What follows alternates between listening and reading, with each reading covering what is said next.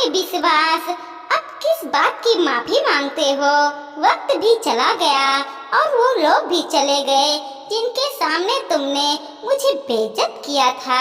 भला एक पुरुष औरत के सामने माफी मांगते हुए अच्छा नहीं लगता। कहकर नीता रसोई में चली गई। अरविंद वहीं बैठे उसे ही देख रहा था। उसे याद आ गया वो दिन जब वो एक छोटे से कस्बे में रहने वाला युवा था। हाल ही में नौकरी लगी थी। अरविंद के माता पिता, भाई भाभी, पूरा भरा पूरा परिवार था। अरविंद देखने में हैंडसम था पर आत्मविश्वास की कमी थी।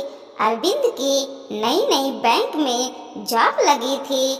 माता पिता बहुत खुश थे और उसके लिए लड़की देखना शुरू कर चुके थे। आखिर बेटा बैंक में लगा है तो पूरी तरह से इस बात को कैश भी तो किया जाएगा।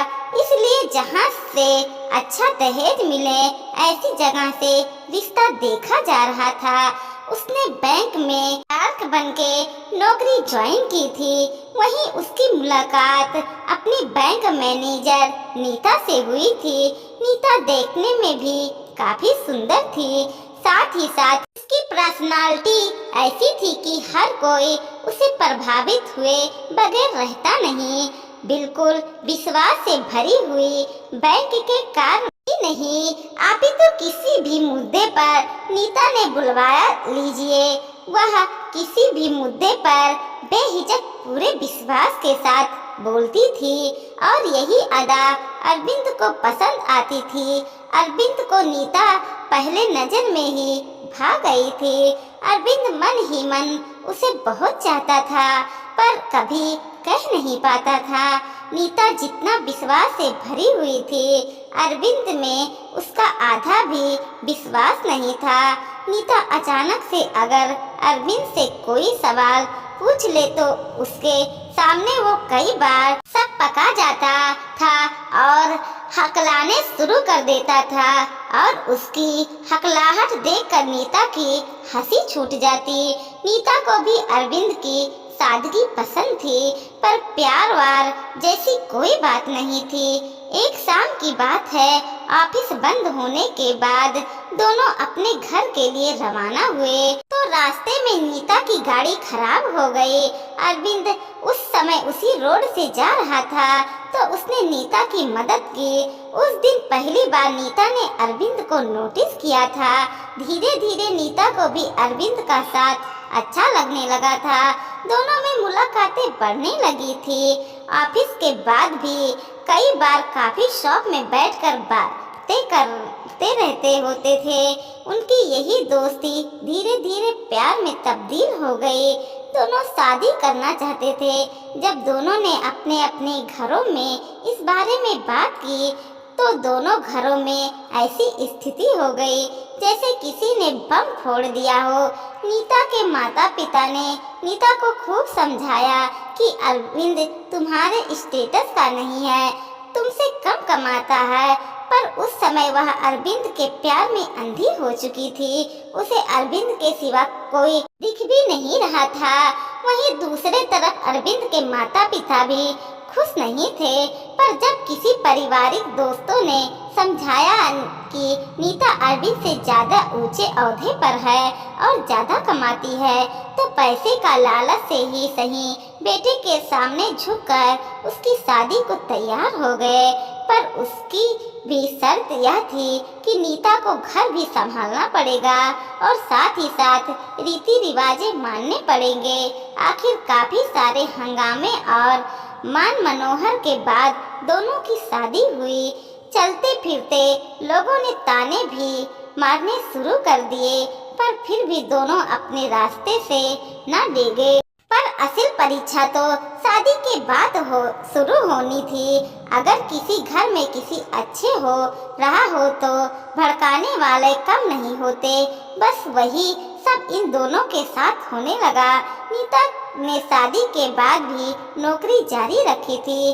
आते जाते लोग जेठानी के दिमाग में यही भरने लगे कि भाई तू तो अपनी देवरानी की नौकरानी कर रह गई।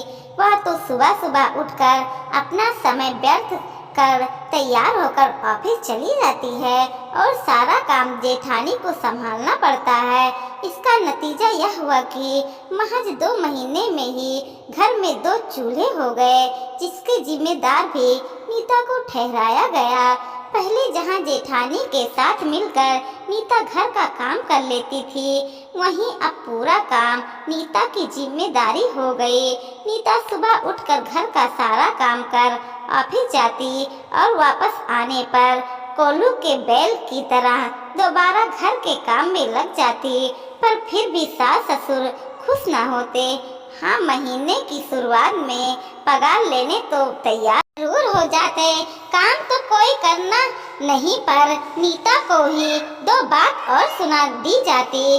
अरविंद अगर नीता की मदद करना चाहे तो उसे जोरू का गुलाम जैसे शब्दों से नवाजा जाता। छोटे मोटे तीज त्योहार पर नीता से छुट्टी करने के लिए कहा जाता और अगर वह मना कर दे तो घर में लड़ाई झगड़े हो जाते। जब देखो तीज त्योहार पर झगड़े लड़ाई करवा देती है। यही संस्कार दिए हैं इसके माँ बाप ने। भला घर में बरकत कहाँ से हो, पता नहीं ऐसी नौकरी पेशा शादी करती ही क्यों है।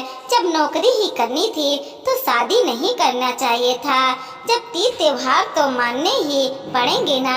अब तो अरविंद के दोस्तों ने भी ताने मारने शुरू कर दिए। अरे भाभी जी, तेरी कहाँ सुनती होगी, ऑफिस में भी तेरी बॉस, घर में भी तेरी बॉस, तेरे तो मजे हैं कि कमा कर खिला रही हैं तुझे, क्या चिंता। लोग तो मजाक मजाक में कह जाते हैं, लेकिन ये बात सीधे अरविंद के दिल पर तीर की तरह लगती। बाहर तो बाहर, घर वाले भी क्या कम थे। जब भी घर में कोई बात होती तो ताने अरविंद को सुनने को मिलते। तेरी बीवी तेरी बॉस होगी तो तू ही सुनेगा, हम नहीं। अब तो कोई ना कोई बात पर नीता और अरविंद के बीच में झगड़े हो जाते। नीता भी समझ रही थी अरविंद की मनोस्थिति। वो नीता से नौकरी छोड़ने के लिए भी नहीं कह पा रहा था। उस दिन छोटी सी बात पर घर में झगड़ा हुआ था। माँ ने घर में यज्ञ हवन करवाया था, जिसके लिए उन्होंने नीता से छुट्टी करने को कहा। अब जिस दिन हवन था उसी दिन ऑफिस में इंस्पेक्शन आया हुआ था।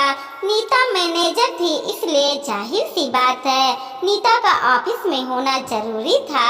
इसलिए नीता का छुट्टी करवाना संभव नहीं था।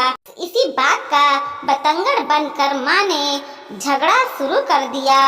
बात बहुत बढ़ गई। जब पुरुष अपने दर्द को नहीं जीत पाता तो वो औरत को दबाना शुरू करता है। बस आज भी वही हुआ। आखिर एक पुरुष पर अपने पति होने का ज्यादा पुरुष वाला दंभ हावी हो गया। गुस्से में अरविंद ने नीता पर ही हाथ उठा दिया, जबकि वह अच्छी तरह जानता था कि नीता की गलती नहीं थी। यह हुआ कि नीता ने अपना सामान पैक किया और सीधे मायके जाकर बैठ गई। उस समय जमाना कुछ और था। कोई भी माता पिता यह नहीं चाहते थे कि शादीशुदा बेटी अपने मायके आकर बैठे। माता पिता ने भी उसे समझाने की बहुत कोशिश की, बिना यह जाने कि नीता की कोई गलती नहीं थी। पिता अलग ही गुस्सा हो रहे थे।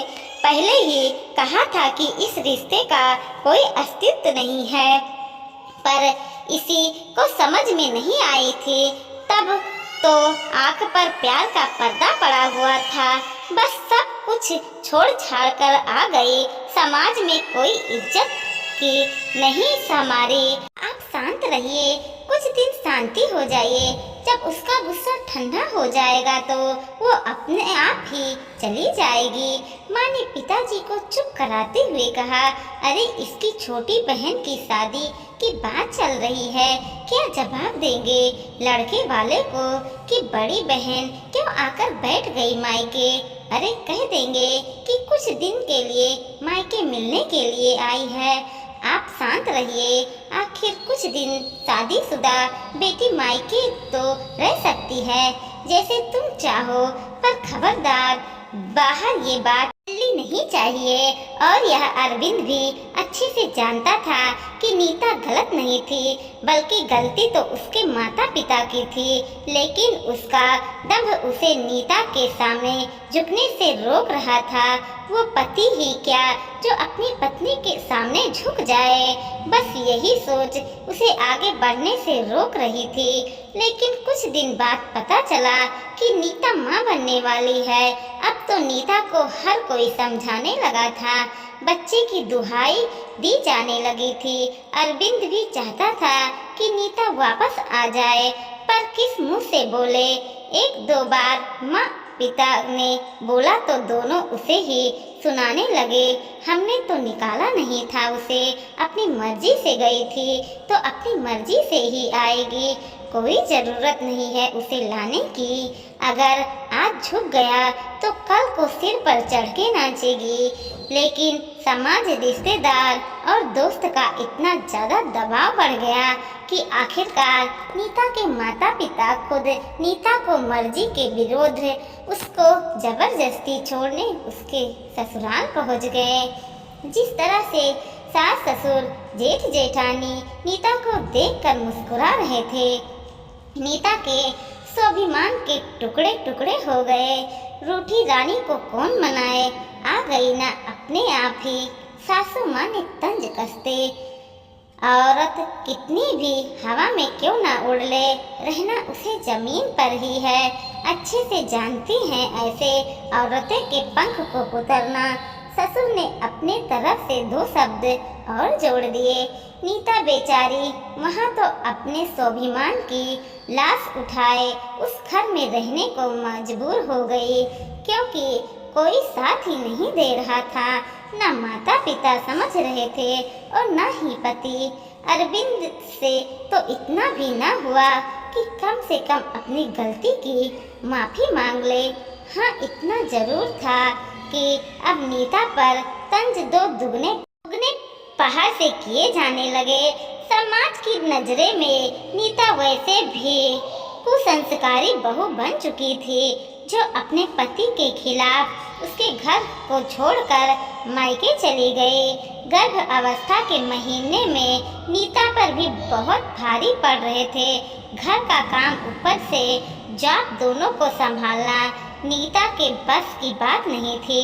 ऊपर से गर्भ अवस्था की अलग समस्याएं, ढंग से खान पान न होने पर जरूरत से ज्यादा काम और प्रेशर के कारण नीता की तबीयत बिगड़ने लगी थी, पहले से ज्यादा कमजोर होने लगी थी। लेकिन किसी को कुछ लेना देना नहीं था। हालांकि अरविंद अपनी तरफ से खाने पीने का सामान मुहैया कर देता था, पर जब नीता के मन में ना तो पहले जैसा प्यार था और ना ही सम्मान, इसलिए वह ज्यादा कुछ अरविंद की केयर की पर तरफ ध्यान भी नहीं देती। 9वें महीने में नीता ने मानव को जन्म दिया। पोता होने पर ही सही नीता की थोड़ी पूछ बड़ी हो चुकी थी ससुराल में, क्योंकि बड़ी बहू के तो सिर्फ एक बेटी थी। पोता होने पर माता पिता ने बहुत खुशियां मनाए। जिस सास ने पूरी गर्भ अवस्था में कभी ध्यान न रखा, वही सास अब नीता का पूरा ध्यान रखने लगी थी। आगे से आगे नीता के खान पान का पूरा ध्यान रखा जाता था। मानव के 3 महीने के होते ही नीता ने दोबारा नौकरी ज्वाइन करनी चाहिए, तो इस बात का भी बखेड़ा खड़ा हो गया। लोग बच्चे को छोड़कर नौकरी पर जाने को तैयार हो गए। तुम आजकल की लड़कियों में ममता नाम की कोई चीज ही नहीं, या नहीं बच्चे का हमारे भरोसे जाने हैं। बच्चे का ध्यान कौन रखेगा? छोड़ो ये नौकरी वोकरी के ढकोसले, घर बैठो और घर में बैठकर अपने बच्चे पालो। अरे अरविंद, तू क्यों नहीं समझा रहा है अपनी पत्नी को? ऐसा क्या पत्नी की कमाई का लालच तुझे अपने बच्चे पर भी ध्यान नहीं दे रहा? मानव के होने के बाद अरविंद को भी बहाना मिल गया था और उसने साफ साफ शब्दों में नीता से को कह दिया, नीता क्यों जिद कर रही हो? मनु के परवरिश के लिए जॉब छोड़ दो, पहले बच्चे जरूरी हैं। दो टोक जवाब में अरविंद ने बात को खत्म कर दिया। एक बार भी नीता से पूछना ठीक नहीं समझा कि क्या वो चाहती है। आखिर नीता इस शादी को तोड़ना नहीं चाहती थी, क्योंकि उसे अच्छे से समझ में आ चुका था इस समाज में एक औरत के लिए एक पुरुष का अस्तित्व होना जरूरी है। पर जॉब के लिए भी तो बहुत मेहनत की थी। आखिर अरविंद के दो टोक जवाब ने नीता को नौकरी छोड़ने पर मजबूर कर दिया। उसे अपनी गृहस्थी बचानी थी, मानव की परवरिश करनी थी और अपने पति के को बचाए रखना था। इसलिए उसने अपनी नौकरी, अपना करियर सब कुछ छोड़ दिया और पूरी तरह से गृहस्थी जीवन बिताने लगी। नीता के इस फैसले से सब लोग खुश थे। सिर्फ नीता को छोड़ के सबको अपनी अपनी विजय हासिल हो चुकी थी और नीता अपनी हार अपने दिल में समेट बस अपनी गृहस्थी बचा रही थी। उसके दिल के टूटे आवाज तो उसने सुनी ही नहीं थी। नौकरी छोड़ने के बाद भी कौन सा सबसे बड़ा बदलाव तो उसने खुद में किया था। अब वह ज्यादा किसी से कुछ कहती भी नहीं थी। अपना पहले जैसे मुक्त हंसी थी और न ही साज सिंगार, बिल्कुल साधारण से रहने लगी थी। इसमें जो काम कह दिया चुपचाप कर दिया। शायद अब ये गूंगी गुड़िया सबको पसंद आती थी। समय यूं ही चलता रहा। सास ससुर माता पिता स्वर्ग सिधार गए। पर आज जब मानव की पत्नी नेहा ने नीता को सबके सामने सुना दिया तो आज फिर अरविंद को नीता के लिए बुरा क्यों लगा। वो कुछ कहने को हुआ तो उससे पहले ही नीता उठकर कमरे में चली गई। अरविंद उसके पीछे पीछे कमरे में आ गया और बोला, तुम बहू को मुंह पर बता क्यों नहीं सकती थी कि तुम कितनी वेल एजुकेटेड हो। बैंक में मैनेजर थी तुम और वो एक छोटी सी नौकरी के पीछे तुम्हें इतना कुछ सुना रही है। मुझे तो सुनने की आदत है, आप क्यों दिल पर ले रहे हो। तुम में स्वाभिमान है या नहीं। अरविंद के कहते ही नीता ने एक नजर भरी अरविंद की तरफ देखा, जैसे कह रही हो कि स्वाभिमान तो पहले ही तुम लोगों ने कुचल दिया। बहू तो उनके सामने कुछ भी नहीं कही। उसकी नजरें को देखकर अरविंद चुप हो गया। नीता चुपचाप अपने कामों में लग गई। अरविंद कुछ भी बोल नहीं पाया। आखिर अपनी पत्नी के स्वाभिमान को कुचलने में उसका भी सबसे बड़ा योगदान था। अरविंद उन सब चीजों के लिए माफी मांग रहा था जो उसने नीता के साथ किया था, पर आज देने के लिए नीता के पास कुछ भी नहीं था।